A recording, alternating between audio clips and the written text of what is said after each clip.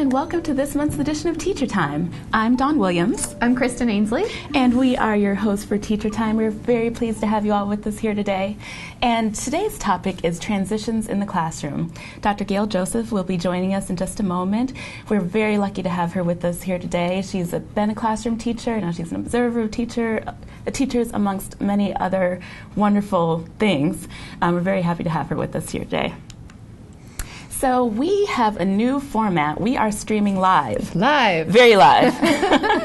Very live, and we're not nervous about that at all. So right below your screen, you'll see a troubleshooting link where if you're having any problems during the webinar, just click on that link, and that should direct you to some help. There also is a chat box over on the right-hand side of the screen. You can use that to chat with us during the webinar. We'd love to hear from you to see how it's going. The Office of Head Start is also tweeting on our behalf, so if you happen to be in a position where you can tweet, you could use the hashtag NCQTL and let us know about Teacher Time and how it's going.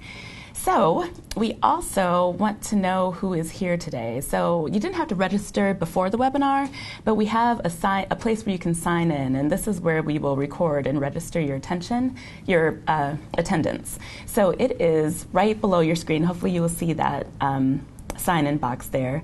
And then we also would like for you afterwards to fill out the evaluation. That link is there, and it's not open yet. It'll be open for an hour after the webinar. And if you complete that evaluation and enter your email at the end, we'll be able to give you a certificate of attendance.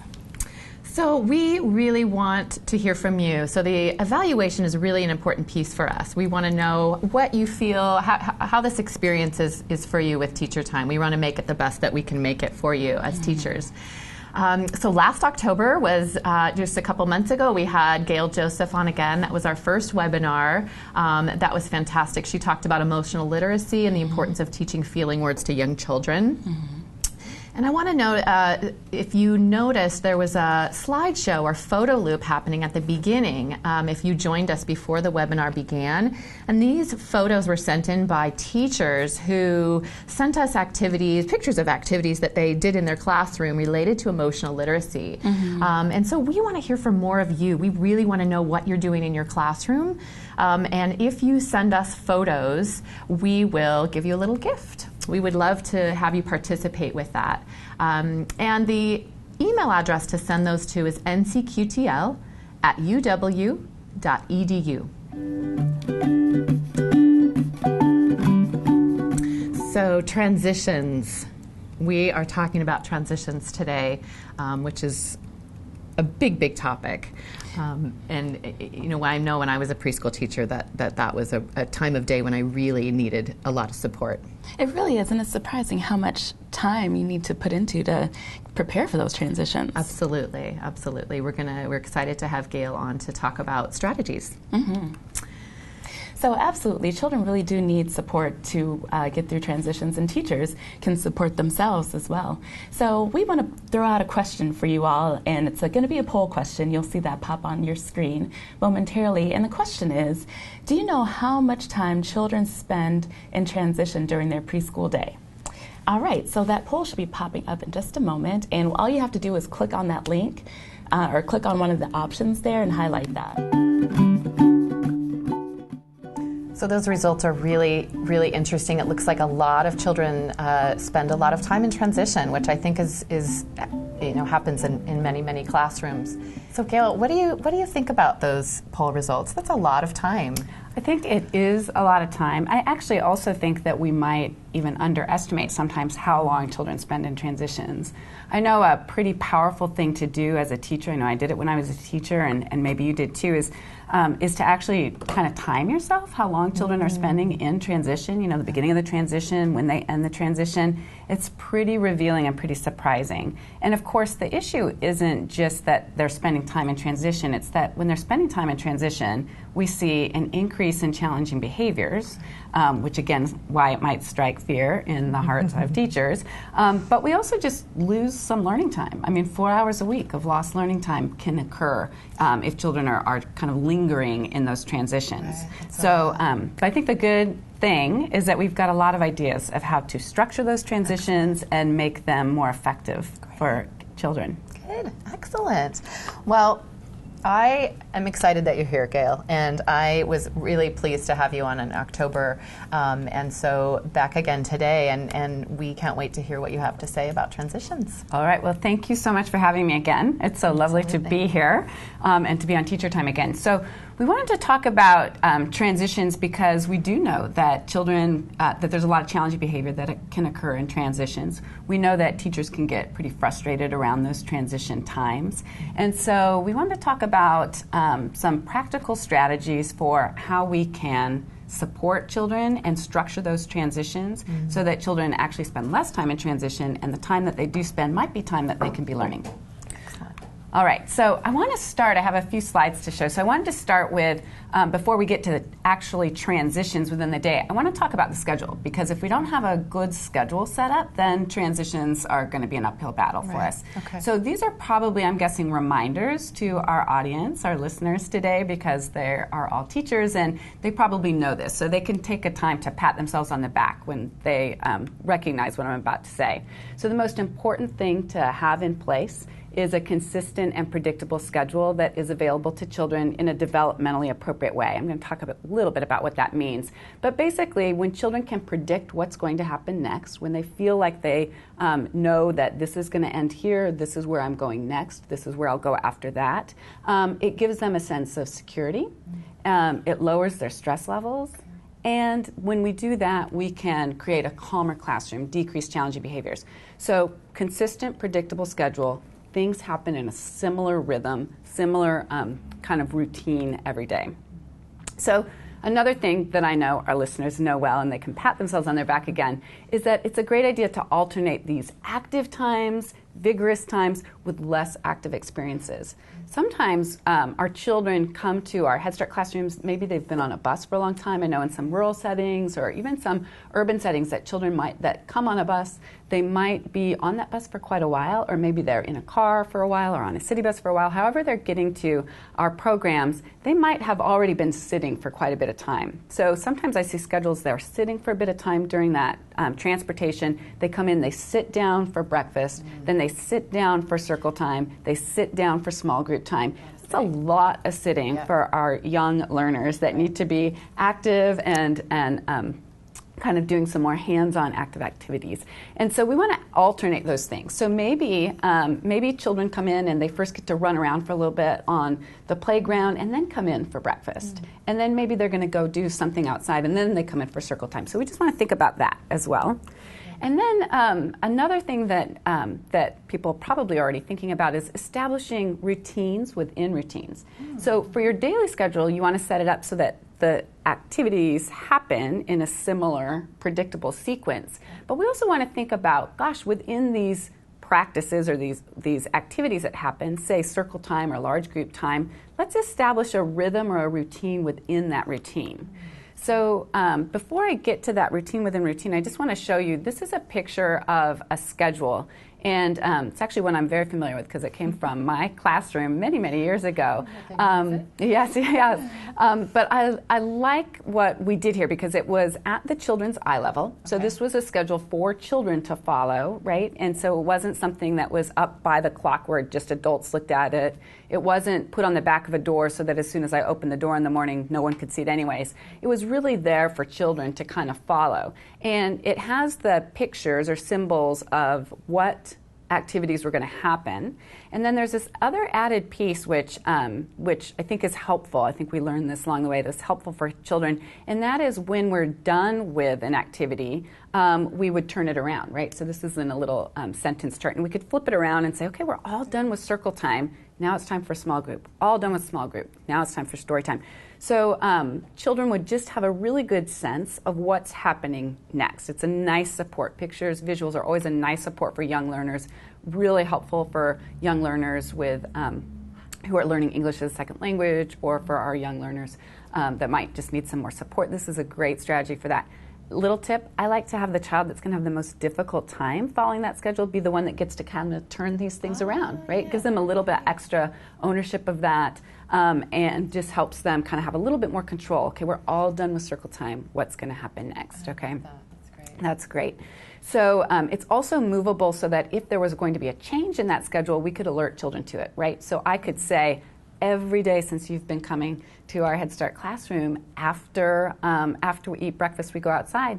But today, it's going to be different. We're going to eat breakfast and we're going to go get on a bus because we're going on a field trip, right? So I can give them kind of a heads up of that of how the predictable routine might be a little different today. Okay, routines within routines. I talked a little bit about this, but this is this idea of creating a rhythm within a routine. So let's say that there's circle time, large group time, some people call it. And one helpful hint here is to have that run in almost a similar schedule itself. So maybe every time we come together in a large group, we sing a hello song, we look at the job chart, we read a book, we do music and movement, we choose learning centers, and that's it. It happens in the same way every time. We can actually even provide a picture of that for children to follow, right? So here it is, hello song, they're going to do a calendar, they're going to sing a song, read a book. Doesn't mean the same song, for 9 months. Doesn't mean the same book for 9 months. They can be different, but the routine happens in the same way. So for a child who's kind of nervous about that transition, unsure about what's going to happen next, they can start to internalize that, this is how we do this. I know that when we're done with a song, we're going to read a book, and then I get to go outside, my favorite thing. Okay? That's great. So that's about the schedule. So let's talk about the transitions. So transitions are hard, and they're hard for a variety of reasons. One reason that they're very difficult for children is that there's just a lot of wait time to them, right? So when we're waiting and our hands aren't busy, we're not busy, engaged in anything, we can create our own entertainment. And oftentimes that's challenging behaviors that teachers might find challenging. And so we want to make sure that we can eliminate some unnecessary wait time. And I'm going to talk a little bit about that. But the other thing that can happen with transitions that can make them really challenging is that they're almost always adult directed, right? So I always say in all the classrooms I'm in, and I'm in a lot of classrooms, in all the classrooms I've been in, I've never seen a 4-year-old say, it's 10:30, I'm going to put my favorite toy away and wash my hands for a snack or whatever it might be. So they're often adult directed, which kind of sets up some tension there anyways. But another thing that can make them challenging is that children just might not know what to do during a transition time, right? Transitions, there's a lot of movement. Not everyone's doing the same thing. It's difficult for me to maybe pick up on what it is that I'm supposed to do. So another hint is to teach the expectations during transition time. I'm going to talk about a strategy for that in a moment. To use pictures and other consistent and salient cues. I'm going to say what that is in a moment, as well as my very favorite kind of go-to transition strategy, which is to provide choices. Okay. All right, so let's talk about eliminating unnecessary transitions and wait time. So one thing to ask yourself is the transition necessary, right? So I've been in some classrooms where teachers have embedded some maybe extra transitions they don't need to. So for example, I was observing in a classroom once where the routine or the schedule said that the children went from free time to outside. But what the teacher had done is said, okay, after free time, I'm going to ring a bell and it's time for cleanup, but she would have all the children come to the center to hear it was time to clean up. They'd go back and clean up. They'd come sit down at their small group table, wait to be dismissed to line up and go outside. Right. Just not necessary, That's right? Let's think about how we can eliminate some of those transitions. So you just think about your own schedule and have I accidentally embedded too many transitions there? Another way to eliminate some of that wait time is to think, is the whole group transition necessary? So anytime I take 18 children from outside to wash their hands at the one sink and then to sit down, I've created a lot of wait time. Yes. So whole group transitions often mean wait time, too much wait time. So we want to eliminate those. And another thing, this is kind of maybe contrary to how we think about teaching practice, is to eliminate wait time by beginning when just a few children are ready with a motivating activity. So this might be ring, ring, ring, it's time for circle time. A few kids come over. Now what often happens is a teacher might wait until everyone's there, right? They don't want to start their lesson until everyone's there. Right. So they wait and they wait, come on over, Johnny, come on over, Fanat, Bata, come on over, we're waiting for you. But what I would suggest instead is to say, ring, ring, ring, time for circle time, and then say, Helen's here at circle time. I'm going to let her start with a musical instrument, or I'm going to blow bubbles for kids at circle time. So starting with something that's motivating and fun reinforces the children who followed that transition and motivates others to come get ready. All right. This is just a picture of a teacher who's doing a great job where the transition is to line up to go outside. Lots of kids need some extra support getting their coats and backpacks on, ready to go home, but she's blowing bubbles for the children that came right away. All right, I'm going to go pretty quickly through this. Teaching expectations during transition time. One of the resources we'll talk about is a planning sheet for transitions. And what you can do, this is very helpful strategies for the teaching team to get together and to actually think about what are all the transitions children need to do during the day. Okay. What do we want children to be doing? And what should the adults be doing during that time to support them? Okay. And so you describe what the behaviors are for the children, describe what the adults should be doing, and then you want to think about how we're going to teach this. Are we going to model it at circle time? Are we going to reinforce it while we're walking down the hall? Here's a little picture of just a glimpse of what it looks like, and you're going to, our viewers today will be able to click on the resources and see that as well. And then I want to just hit on using pictures and other consistent and salient cues to signal a transition for children. So using a consistent cue that says a change is coming. So I'm going to ring a bell, I'm going to hit a drum, maybe I'm going to play some music, and that always means for children that a change is coming, right? I like things that can be activated. I don't like to always use my singing voice. It might be because I don't have a good, lovely singing voice. Children don't like me to use my singing. But it's, I don't want to always use my singing voice because children need a lot of extra help during transitions. And if I'm the only one singing the song, getting that transition going, I can't provide individual support. Right. So I like something that can ring a bell, I can hit a drum. Here's another cue is to, another hint here is to show children pictures of where they're going to go next. Yeah. And I know you're going to share some of this, so I'm going to just say these transition cue cards are great, and I know you're going to talk about those. I'm going to end with one last strategy here that is incredibly helpful, I think, when you're doing transitions. It's kind of my go-to strategy here, and that is if children have a difficult time making a transition, is to provide them with a choice about how they're going to complete the transition. Okay. So let me just emphasize here, it's not whether they're going to do the transition or not, right? So it's not, do you want to go home on the bus or not, because you're either then, dragging a child down the hall who has thought they made a choice to calling their parents, explaining why they need to pick them up, So it's not that, but it's instead kind of how you're going to complete the transition. So it might be, instead of do you want to go on the bus or not, it might be, do you want to sit by the window or behind the bus driver? Do you want to use the blue or the red crayon to write your name? Do you want to clean up the unit blocks or the farm animals? And then one of my very favorites is, do you want to do it by yourself or can we do it like a team, right? So, and that just kind of really emphasizes that we could do it together like a team. I can help you and you can make that choice, right? So that's very different than, do you want to do it by yourself or I can help you, right? So it's let's do it like a team. I love it. So it's a great, great strategy to use. So thanks. Oh, thank you, Gail. Thank you very much for all of those. And I'm actually going to, we are going to talk about a little bit more with you. We're going to show some videos and that we'll show some teachers going through transitions. And then I'd love to ask you some questions about what we see in the videos. Because there's a lot of great things happening out there. Good. I'm very excited. And I love the key messages that you talked about. I love the making the choices, giving children choices. That's, I think, just fantastic. And eliminating the wait time for children and giving them something to do while they're waiting. I love that. And so the first clip that I'm going to show is showing a teacher, and she is giving very, very clear directions to children before the transition begins. So it just looks like there's a lot of pre-planning that went into this. Excellent. So we'll watch that, and then I'll ask you some questions. Right. That's right. She said it. We were quiet, and he came out. Oh, I'm thrilled with this small group, you guys. This was so much fun. Well, you know what? We've got to go over and check out our book and let the other groups see this crab. They have not seen him yet, okay?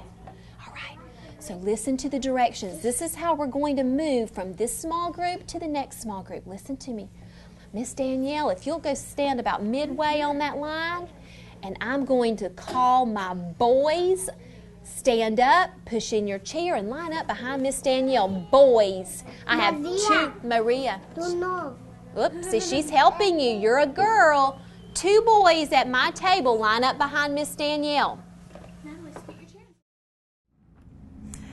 So, Gail, I love that video because excellent. I just see a lot of great things happening there when the children are transitioning from one small group to the next. It looks so smooth, and what I love about it is there's no time lost around, children aren't wandering, they aren't experiencing challenging behavior. She does great strategies. She's got clear behavioral directions, we're going to listen to the directions. Right. Boys are going to go first. And she also helps guide her, the co-teacher that's there, right? She gives her a direction too. Right. You're going to, please go wait over there, and then we're going to, so I don't think this just happens. I think she had to plan it. Right, and that's really, I think, a question for you is, do you recommend teachers plan these out? I mean, I think when I was beginning teaching, I never really thought of that. Right. We plan all our lessons, but Right. we don't really think about what that transition is going to be. Right. And that is one of the best strategies that I think we can provide to people that are listening today, is to use that planning sheet, to think about what the transitions are, and to even just be mindful about,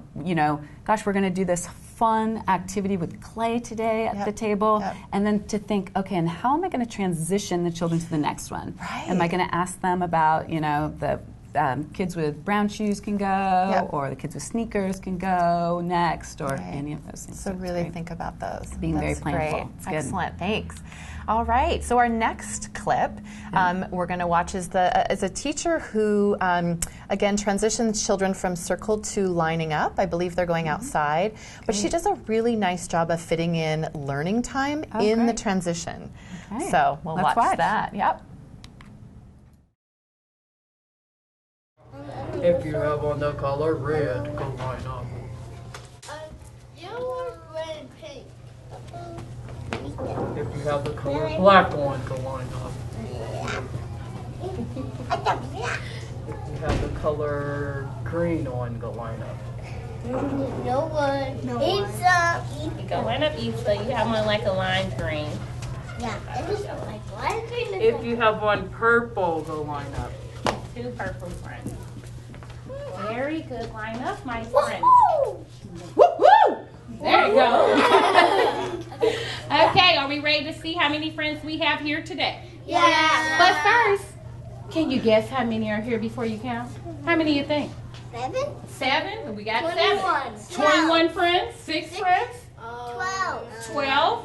13. 13? Well, let's It's find out. 12. Well, let's find out. 12. Let's find out. We're going to find out how many is here. You ready? Let's go ahead and count. 1, 2, 3, 4, 5, 6, 7, 8, 9, 10, 11, 12. So how many are here? 12. Now, what 2 numbers make the number 12? 1 and 2. Uh-oh, Carlos. What 2 numbers make 12? 1 and 2. A 1 and a 2. Now, wait a minute. If Habib comes, how many friends will we have here? 13. Now, what 2 numbers will make that? 1 1 and 3. You guys rock and roll all the time. Give yourself a clap. Great. So I really like that clip. There's just so many things that I could ask you about because I just love all of the things that she does. And just to speak about the learning, the work on the learning goals that she works into that transition. Do you? How can teachers do that, or how does that really happen? Well, let me just start by saying, Kristen, I think that was great. I love that. She was so fun. So using fun. her fun voice. I love she was it. very, just engaging and fun. What a wonderful teacher. Yeah. Yes, she embeds some great learning goals, right? Like the counting, we're going to count, and then which numerals kind of make up that number. Right. What if we have one more? These kids are doing math while they're doing this transition, which is really lovely. It's really and so nice. that's one of the other things we can do during our transitions. It's a great time to embed a little learning goal, right? And a great time to do that. Yeah, that's really great. You have a captive audience, and You have a captive audience. you it's might a great have time. to have a little wait time, right? But why not make the most of it? Right. Instead of just spending that wait time trying to manage children's behavior, right? Keep your hands to yourself, stand up straight, do that kind of thing. You could play lots of games. Yeah. You could have them have their bodies represent kind of how big numbers were or how little numbers were, right? Like I'm going to say a number and I want your body to be, if it's a big number, be big, and if it's a small number, be small. I love you that. could do that and have children kind of practice number magnitude. You can ask children to recall something that they read that day. I mean, like there's so many things that you can do. Transitions are a great time to put in a little learning goal because there's also this natural kind of time when we're leaving and moving on to the next thing that children have this what we call behavioral momentum in place and they want to keep going. And so if you just say, hey, tell me one thing that the wind blew from the book, and they can recall, or I'm going to come up with the word boy. When we walk out, tell us a rhyme with boy, right? So as the kids are transitioning through that door. So I love it's that. a great time. What a That's great really teacher. good. Thanks for sharing that video. Yeah, absolutely. That was great. So we've got one more to share with you. Excellent. And so this teacher has, again, similar to the previous teacher, she inserts some learning goals within, and Right. she also gives them something to do while they're waiting. They're Right. waiting for children to come out of the bathroom, Good. which is always a big transition from washing their hands. So let's Yes. watch this Okay, teacher. Good. Get your hands down. Show me one.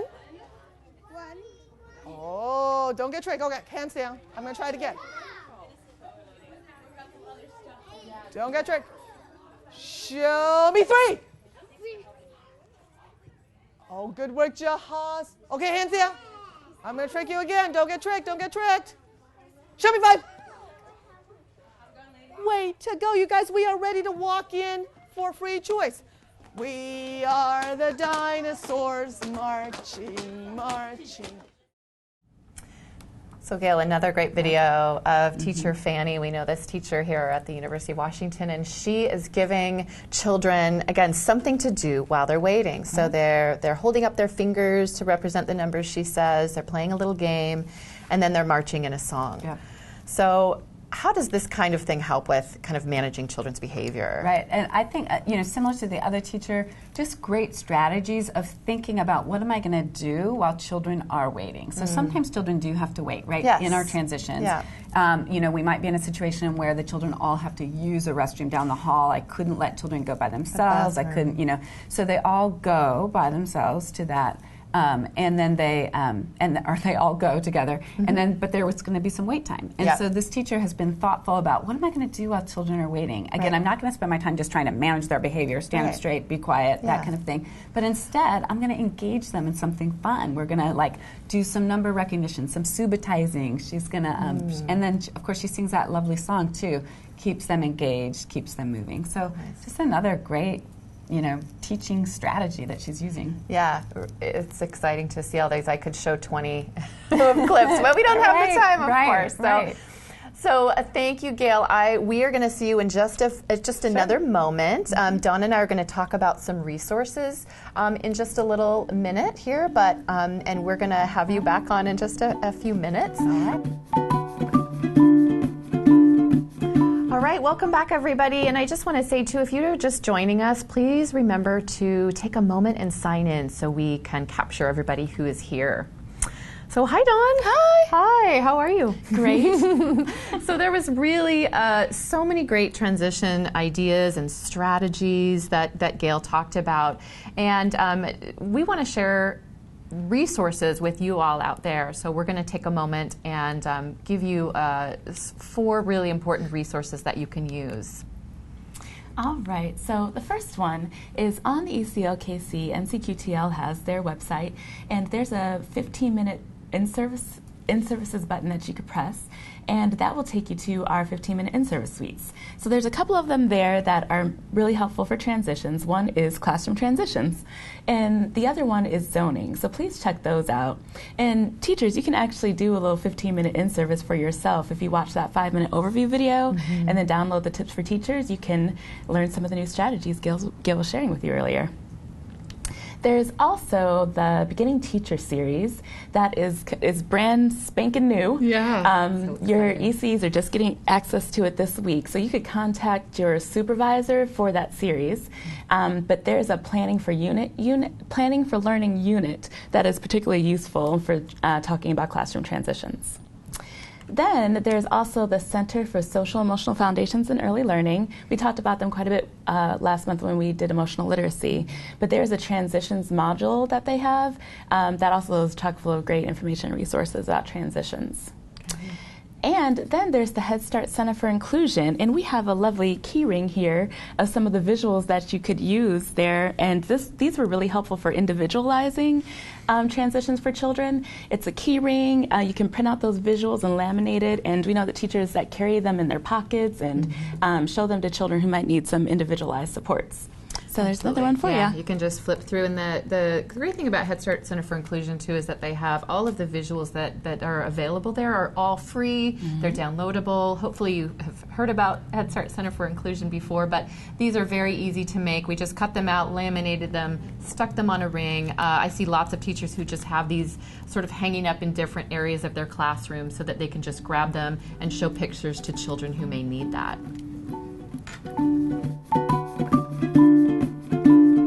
So next we are going to transition into resiliency and wellness. We're so excited you're here to do this with us again. Last time we talked about gratitude, and we even heard that someone was going to do a gratitude journal with their class and put it up on a Post-it note and during Circle do that. So we're so happy to have you here with us today to do that. So what are we doing for resiliency and wellness today?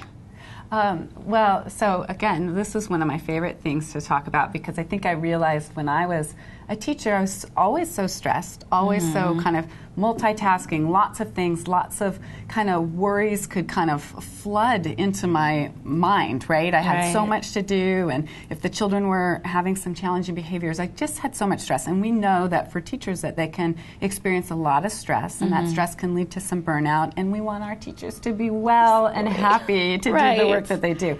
So I want to give you another tip that I've learned and am using quite a lot of, which is something called the mindful stop. Okay. And I actually, my hunch is that the teacher that we just saw that stayed so calm is somebody that probably actually practices being calm. So being calm is not just a disposition, it's something that we can actually practice and get better at. Okay. So let's talk about this idea of a mindful stop.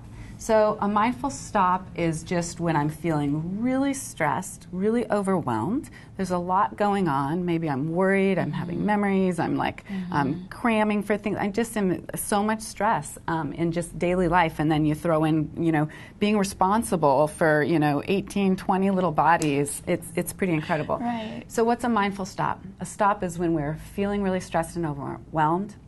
We just imagine stop, which is to stop what you're doing for a moment, to take a deep breath, to observe, just observe what's going on, what am I thinking, not to judge the feelings or to act on the feelings or the thoughts, but just to observe, wow, I got a lot going on, yeah, feeling worried about that.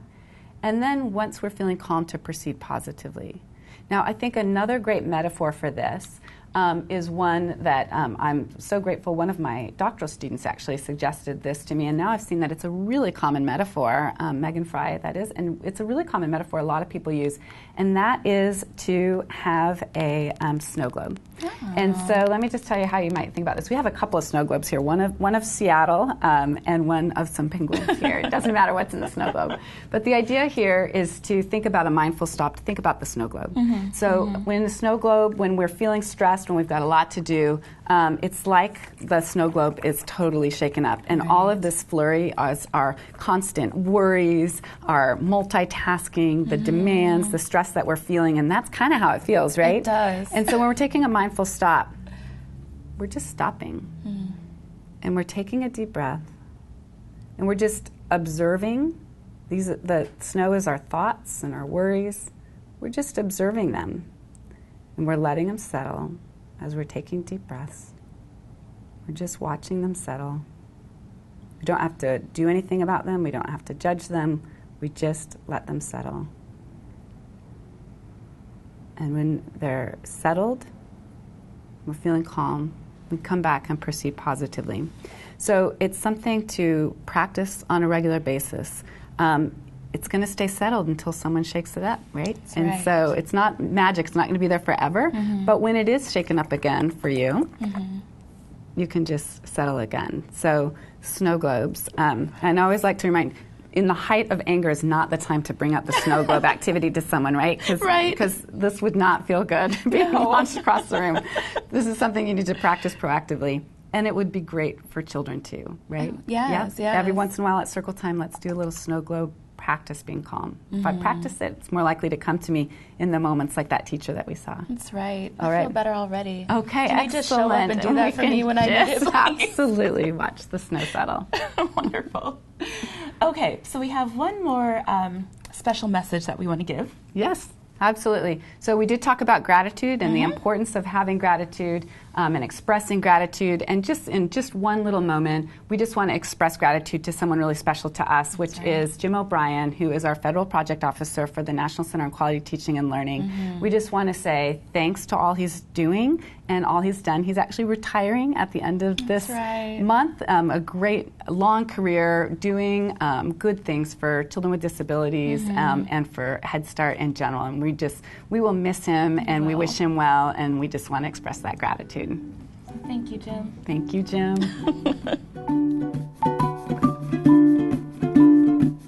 Thank you, Gail, for that. My soul feels better. Yeah, that was fantastic. I love that. I'm going to take these with me today. So it's time for us to wrap up. It is. I can't believe it, but it's time for us to wrap up. We're going to close today, and we just want to remind you that if you have not signed in, please do so, and as well as the evaluation piece is so critical to us so that we can know your experience with Teacher Time and what you'd like to see in future months of Teacher Time.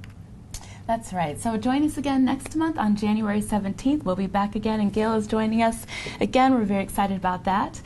We also, again, want to hear from you, so please do send in your photos and lesson plans and activities. Just don't include any adults or children in those photos just for confidentiality reasons, but please do that and send those to ncqtl@uw.edu, and we will have a little gift for you. All right. Great. Well, thank you for joining us, everyone, and we'll see you next month.